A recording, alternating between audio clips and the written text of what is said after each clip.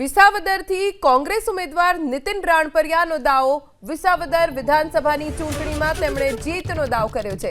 વિસાવદરમાં રસ્તા સહિત પાયાના પ્રશ્નો છે। ગામે ગામ જઈ પ્રચાર કરવાનો ઓછો સમય છે। ઇકોઝોન અને ખાતરના ભાવ સહિતના પ્રશ્નો હોવાનું નીતિન રાણપરિયાએ કહ્યું।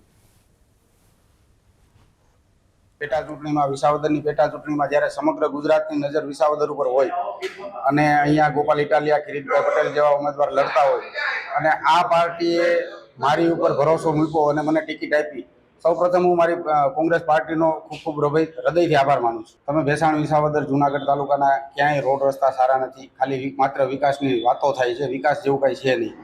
અહીંયા ગરીબ માણસો હેરાન છે, બીપીએલમાંથી નામ કાઢી નાખ્યા, કોઈને 100 ચોરસ પ્લોટ મળતો નથી, ખેડૂતોના એટલા બધા પ્રશ્નો છે, ઇકોઝોનનો પ્રશ્ન છે, ખાતરના ભાવ વધતા જાય છે, કપાસના ભાવ ઘટતા જાય છે। અત્યારે હમણાં હાલમાં તમે જુઓ, સોયાબીનના ભાવ ઘટી ગયા, ડુંગળી માણસોને નાખી દેવી પડી, આવી પરિસ્થિતિ છે। અહીંયા રત્ન કલાકારો હેરાન છે। કોણ ફાઇટ આપે એવું લાગે છે અત્યારના સમીકરણમાં? વધુ કોઈ ફાઇટ નથી આપતું। અત્યારે તો અમે કોઈને હરીફ નથી ગણતા। અમે તો માત્ર અમારી પાર્ટીનું કામ કરીએ, અમારો કોઈ હરીફ નથી। અમારે જીતવાનું છે, આ અમારો ટાર્ગેટ છે। જીત માટે કેટલા આશ્વસ્ત છો? 1000% અમે જીતશું। અમારી અત્યારે જે કોંગ્રેસની ફોજ કામે લાગી ગઈ છે, અમારા વફાદાર કાર્યકરો છે, જે રીતે જે તાકાતથી અમે લડી છીએ, આ તાકાતથી અમે 19 તારીખ સુધી લડશું અને 23 તારીખે અમે આનું પરિણામ પણ લઈ આવશું।